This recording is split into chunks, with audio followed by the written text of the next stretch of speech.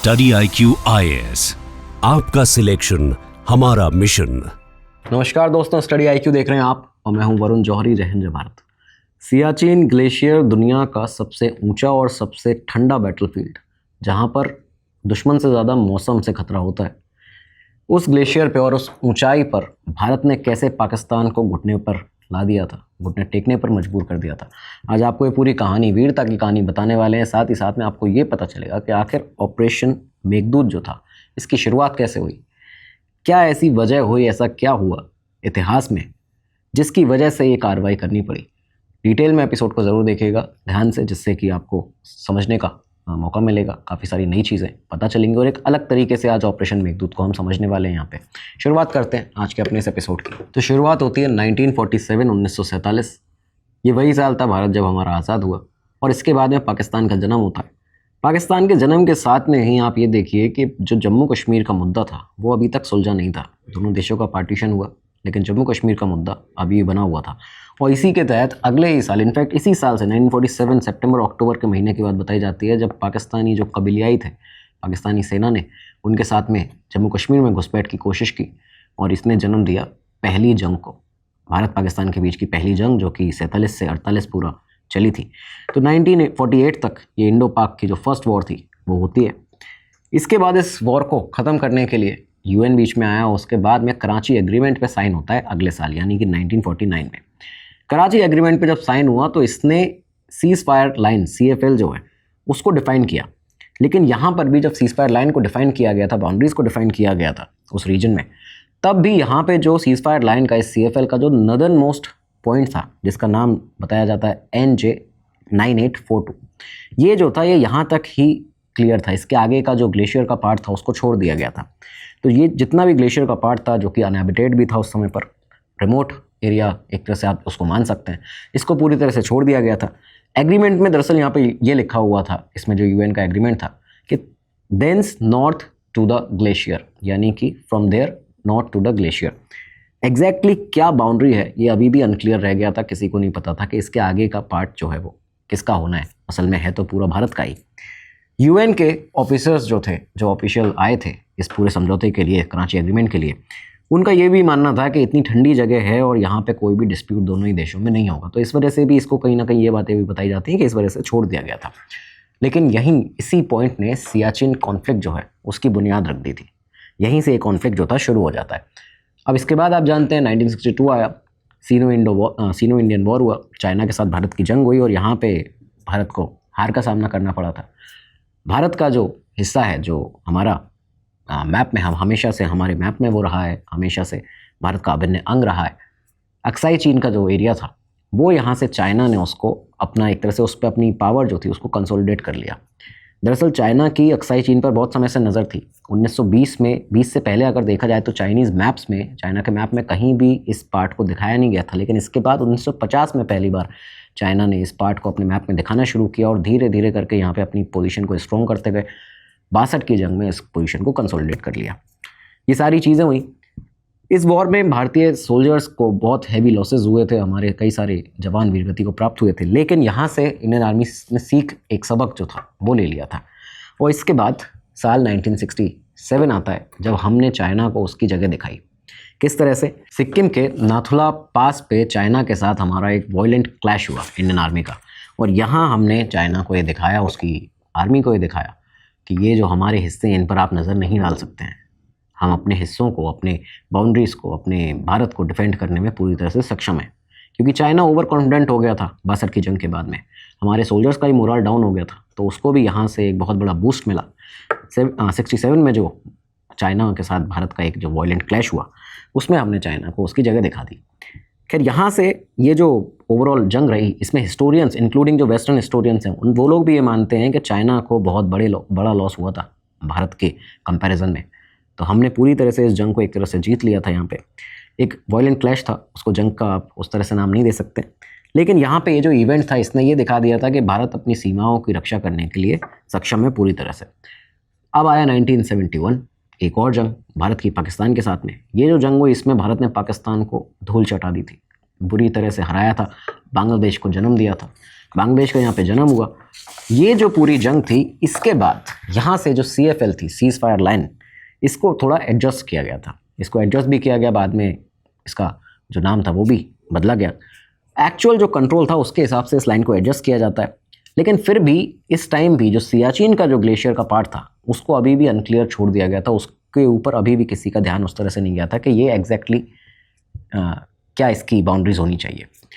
तो ये यहाँ पे भी अभी भी अनक्लियर छोड़ दिया गया। इसके कुछ कारण बताए गए जो बाद में CIA की रिपोर्ट में भी पब्लिश हुए हैं। ये कहा गया कि दिसंबर में दरअसल ये वॉर हुई थी 71 की, विंटर्स में, सर्दियों में ग्लेशियर के ऊपर अपने जवानों को तैनात करना, फोर्सेस को डिप्लॉय करना मुश्किल था और इस वजह से इस चीज़ को यहाँ से अभी डिले कर दिया गया था।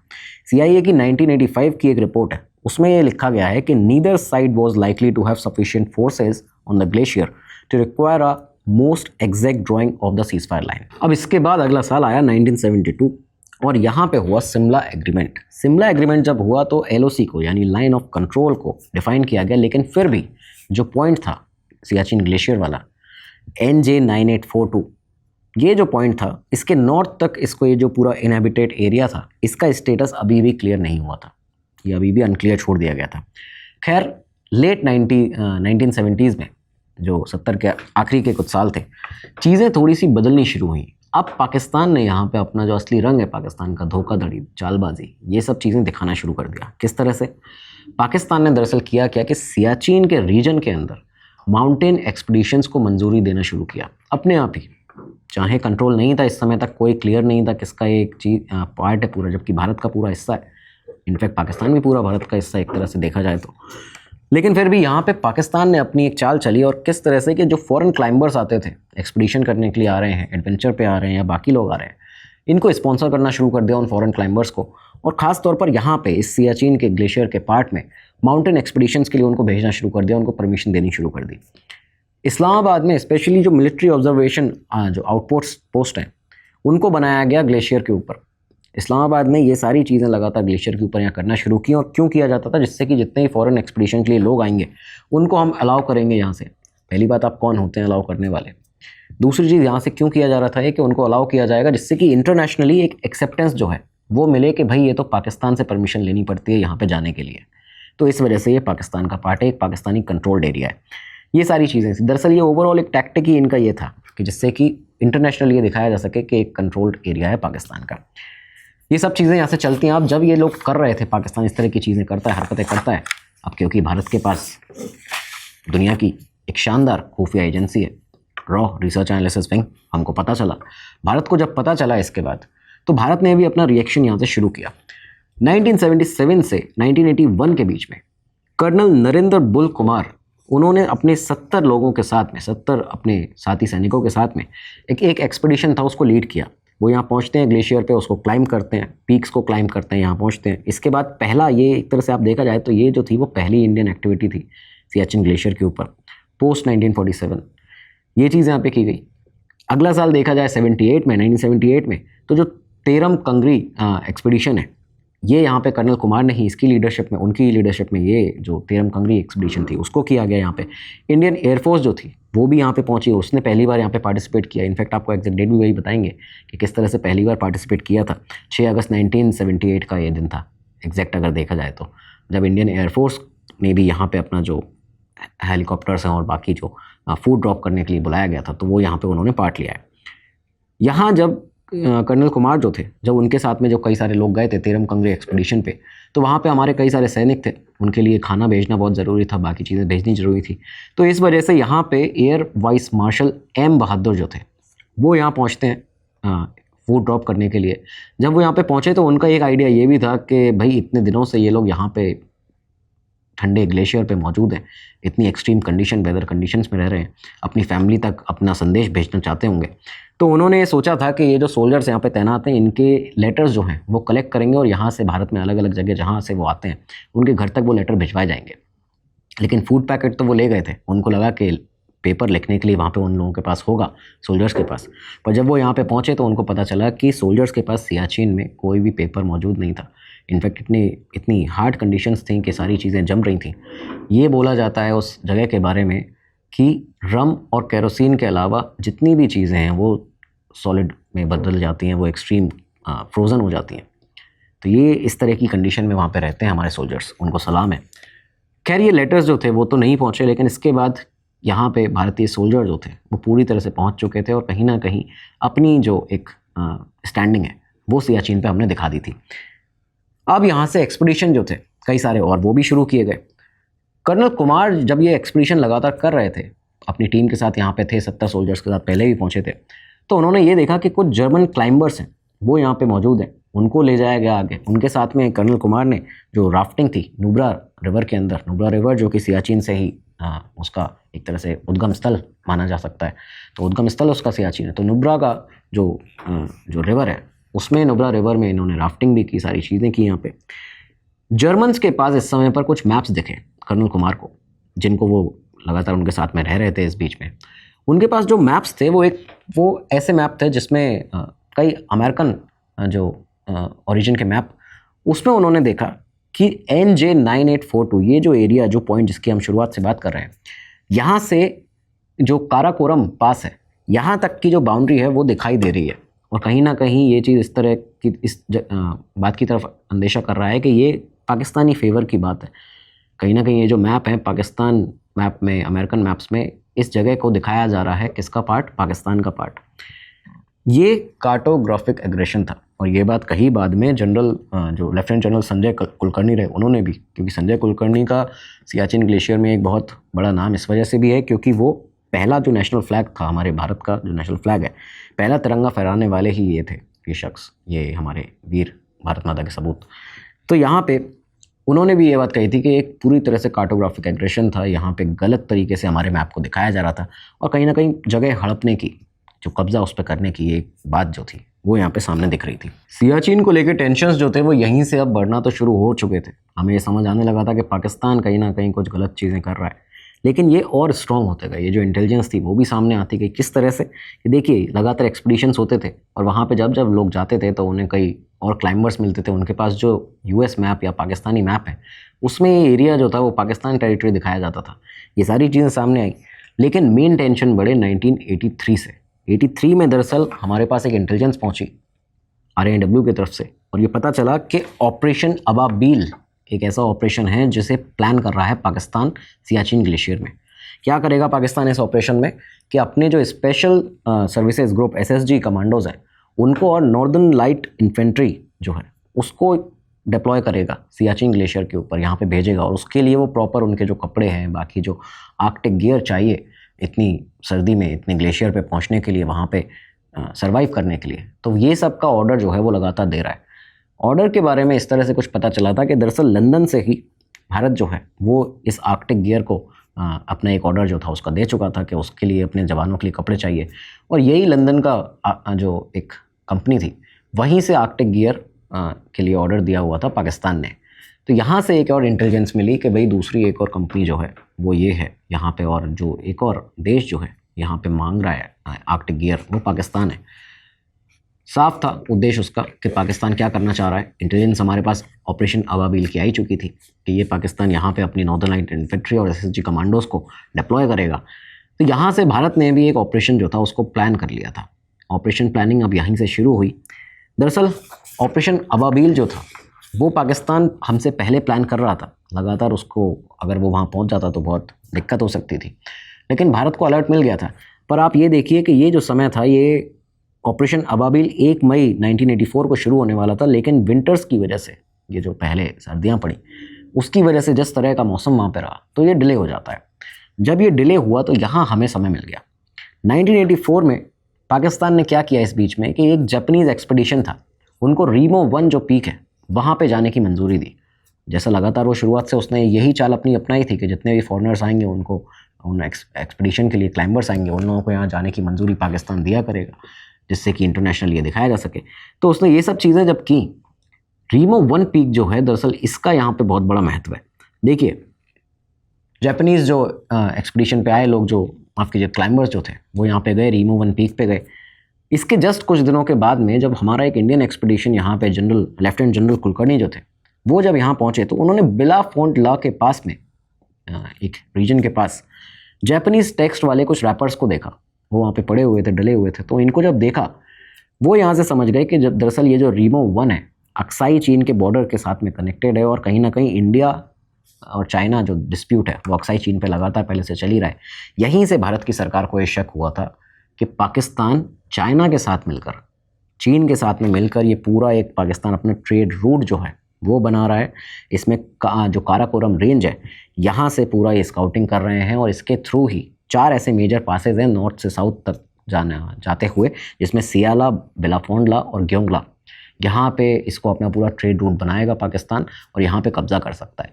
ये सारी चीज़ें यहाँ पे सामने आई और यहीं से हमने जो अपना ऑपरेशन अभी तक जिसकी शुरुआत एक तरह से कर दी थी क्योंकि इंटेलिजेंस हमें मिल चुका था, तो अब पूरी तरह से उस ऑपरेशन मेघदूत को शुरू कर दिया जाता है। दोस्तों, इस वीडियो में आगे बढ़ें इसके पहले एक ज़रूरी अनाउंसमेंट आप लोगों के लिए है। जो लोग आप ये वीडियो देख रहे हैं, अगर आप AI सीखना चाहते हैं, अपने करियर में एक अलग ग्रोथ, बड़ी ग्रोथ पाना चाहते हैं, तो यहाँ पे स्टडी IQ आपके लिए AI कोर्स, जेन AI कोर्स जो है वो भी लेकर आ चुका है।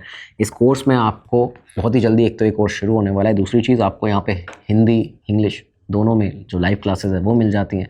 आप यहाँ पे AI के बारे में ऐसे ऐसे टूल्स सीखेंगे, ऐसी ऐसी ट्रिक्स सीखेंगे जो आपके करियर को बहुत बड़ी ग्रोथ दे सकती है। आप ऑटोमेशन सीखेंगे, कंटेंट क्रिएशन, प्रॉम्प्टिंग, सभी चीज़ें सीखेंगे। साथ ही साथ में पोर्टफोलियो बिल्ड करना जो है, ये सब फ्री टूल्स से किस तरह से किया जाता है ये भी सीखेंगे। 40 आवर्स से ज़्यादा जो समय है उसकी लाइव क्लास यहाँ पर आपको मिलती है। साथ ही साथ में आपको यहाँ पर लर्निंग के साथ में कई सारी नई ट्रिक्स, टैक्टिक्स जो हैं ये सब सीखने को मिल जाती हैं AI की। इसके अलावा आप अपना यहाँ से खुद का AI कंटेंट स्टूडियो जो है वो भी बना सकते हैं। ये प्रोग्राम सभी स्टूडेंट्स के लिए, जितने भी प्रोफेशनल्स हैं, वर्किंग प्रोफेशनल्स हैं, उनके लिए भी, एंटरप्रेन्योर्स के लिए भी, सबके लिए अवेलेबल है। आप इसको ले सकते हैं और ये जो स्क्रीन पर आपको दिख रहा है इस जो प्राइस पे सबसे बड़ा डिस्काउंट पाने के लिए VJ Live आपको कोड लगाना है। लिंक आपको इस वीडियो के नीचे डिस्क्रिप्शन बॉक्स में मिल जाएगा। कोड लगाइए VJ Live, सबसे बड़ा डिस्काउंट तो पाएंगे ही, मजबूत करेंगे अपने करियर को, बिल्ड करेंगे और तरक्कियों तक आप पहुँचें, ये हम शुभकामनाएं आपको देते हैं। अब आगे बढ़ते हैं अपने एपिसोड में। तो भारत ने ऑपरेशन मेघदूत की प्लानिंग कर ली थी। ऑब्जेक्टिव एकदम क्लियर था कि सियाचिन ग्लेशियर के ऊपर कंट्रोल लेना है और दूसरी चीज़ पाकिस्तान से स्ट्रैटेजिक अपर हैंड ज़रूर लेना है। ये सारी चीज़ें सामने थी। प्लानिंग जो मेन थी वो lieutenant general Manohar Lal Chhibber, major general Shiv Sharma और लेफ्टिनेंट जनरल PN हून, इन लोगों ने की थी। यहाँ पे पूरी प्लानिंग की गई, रॉ से लगातार इनपुट मिल ही रहे थे। ब्रिगेडियर विजय जो चान्ना थे, उन्होंने 26 सेक्टर को कमांड किया और एक और उनके साथ में लेफ्टिनेंट कर्नल DK खन्ना भी थे, कुमाऊं रेजिमेंट के। इन लोगों ने यहाँ से कमांड करना शुरू कर दिया। रॉ का जो श्रीनगर का स्टेशन था RNW का, रिसर्च एनालिसिस विंग का, वहाँ से जो उसके चीफ थे विक्रम सूद, उनकी तरफ से लगातार, उनकी टीम की तरफ से इंटेलिजेंस जो इन्फॉर्मेशन थी वो हमारे पास में आ रही थी। जितने भी खुफिया तंत्र थे भारत के वो पूरी तरह से एक्टिव हो चुके थे। लगातार ये जो लोग थे, जो हमारे सोल्जर्स थे, सैनिक थे, उनको तैयार किया गया इसके लिए। आर्कटिक गियर जो था वो हमारे पास में आ चुका था, तो यहाँ पे लगातार चीज़ें आगे बढ़ाई गई।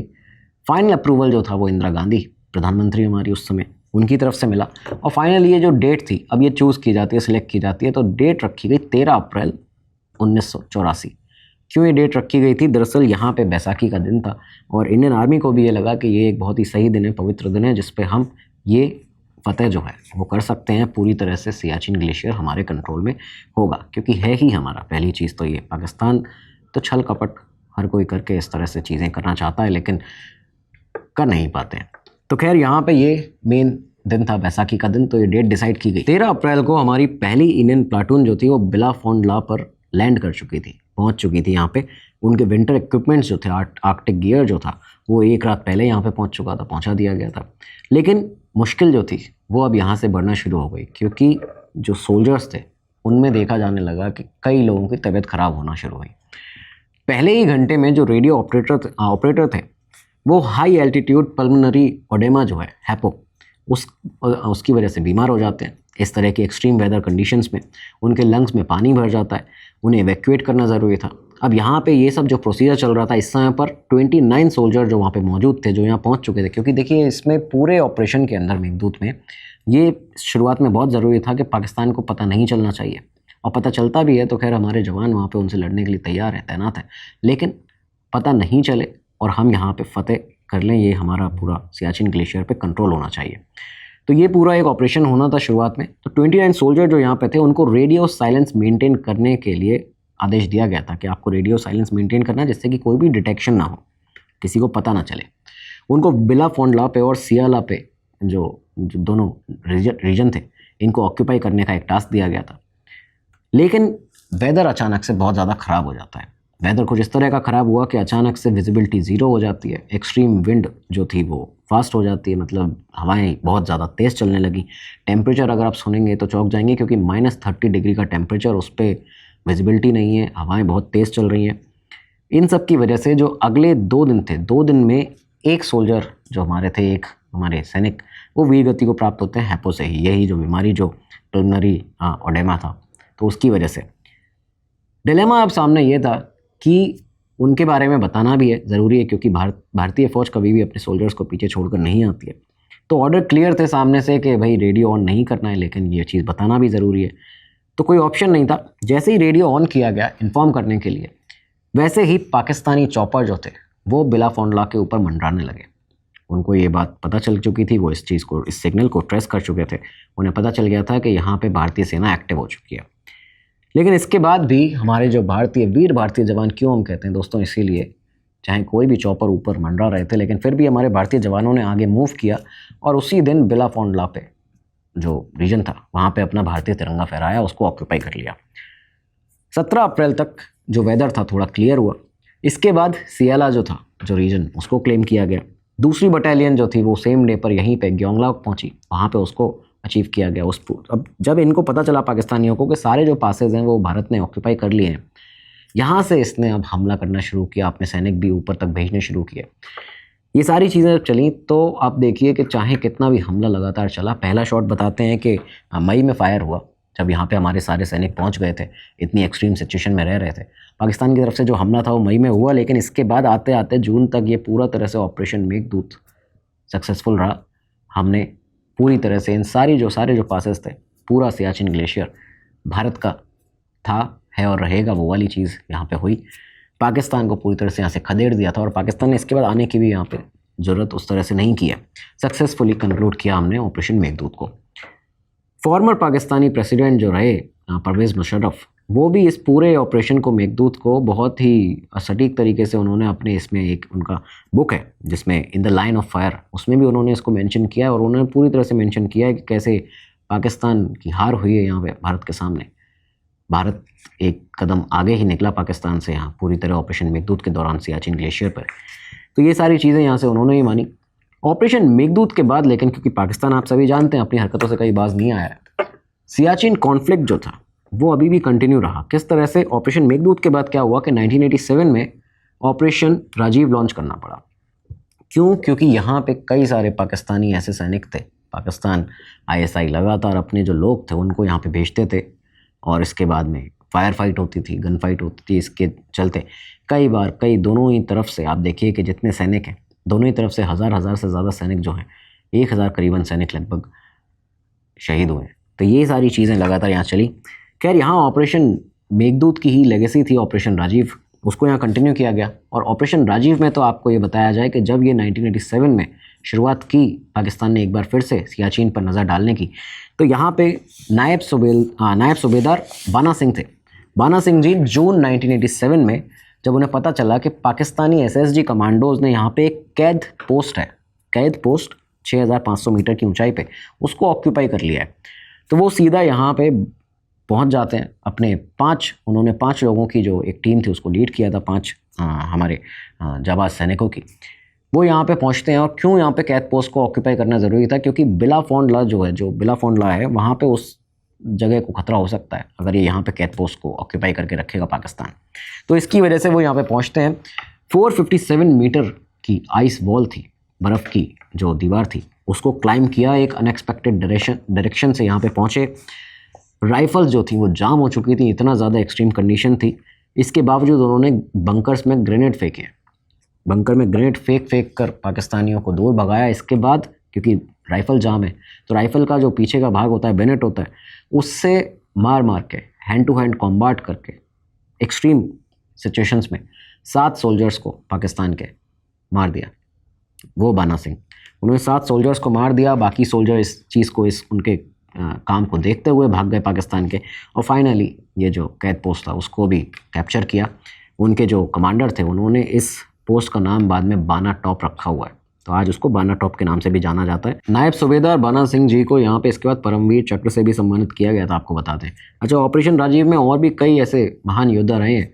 मेजर वरिंदर सिंह जो थे, उनकी लीडरशिप में एक ऑपरेशन जो था वो उसको लीड कर रहे थे हैवी फायर में पाकिस्तान की तरफ से। ऑपरेशन राजीव की ये हम बात कर रहे हैं आगे। वेपन्स जाम हो चुके थे, इसके बावजूद उनकी टीम ने लीड किया। बहुत सैकड़ों मीटर लंबी जो आइस वॉल थी, बर्फ़ की पूरी चट्टान थी, दीवार थी, वहाँ पे आर्टिलरी शेलिंग लगातार जो उनके ऊपर हो रही थी, उसके बावजूद, उससे घायल होने के बावजूद कमांड कंटिन्यू किया, अचीव किया अपने पीक को। उस पास पे जहाँ पे पाकिस्तान ने ऑक्यूपाई कर रखा था, वहाँ पे जाके उस पास को अचीव किया, वहाँ पे भारत का तिरंगा फहराया और भारतीय सैनिकों की वीरता का परिचय दिया। खैर, इसके बाद भी लगातार पाकिस्तान अपनी जो हरकतें थी वो दिखाता रहा सियाचिन के अंदर। सितंबर 1987 में पाकिस्तान का operation Qaidat brigadier general Parvez Musharraf के लीडरशिप में इसको लीड किया गया था। कैद पोस्ट को रिटेक करने के लिए दरअसल ये जो कैदत था, ऑपरेशन कैदत पाकिस्तान का, इसको लीड किया गया। लेकिन यहाँ पे भारत के ऑपरेशन वज्र शक्ति, यहाँ पे इसको लॉन्च किया जाता है और बाना पोस्ट को, जो कैद पोस्ट नहीं बाना पोस्ट है वो, तो उसको सिक्योर करके रखा भारत ने। कई सोल्जर्स हैं, आपको कितने सोल्जर्स के नाम बताए जाएँ, काफ़ी सारे सोल्जर हमारे राइफलमैन चुन्नीलाल, ओमराज, हवलदार हरनाम सिंह, संसार चंद, मेजर KG चैटर्जी, ये सब इन्होंने अपनी वीरता का यहाँ परिचय दिया है। खैर, 28 जुलाई से लेकर 3 अगस्त 1992 में बैटल ऑफ बहादुर भी हुआ, बहादुर पोस्ट पर, जहाँ पे भारत ने ऑपरेशन त्रिशूल के तहत फतेह अपनी हासिल की, पाकिस्तान को फिर से एक बार पीछे खदेड़ा। एक इंडियन इग्ला मिसाइल तो ऐसी थी जिसने पाकिस्तान का जो एक हेलीकॉप्टर था उसको डाउन कर दिया था। इसके बाद पाकिस्तान ने अचानक जब देखा कि उसका हेलीकॉप्टर डाउन हो गया तो अपना पूरा ऑपरेशन ही रोक दिया बीच में।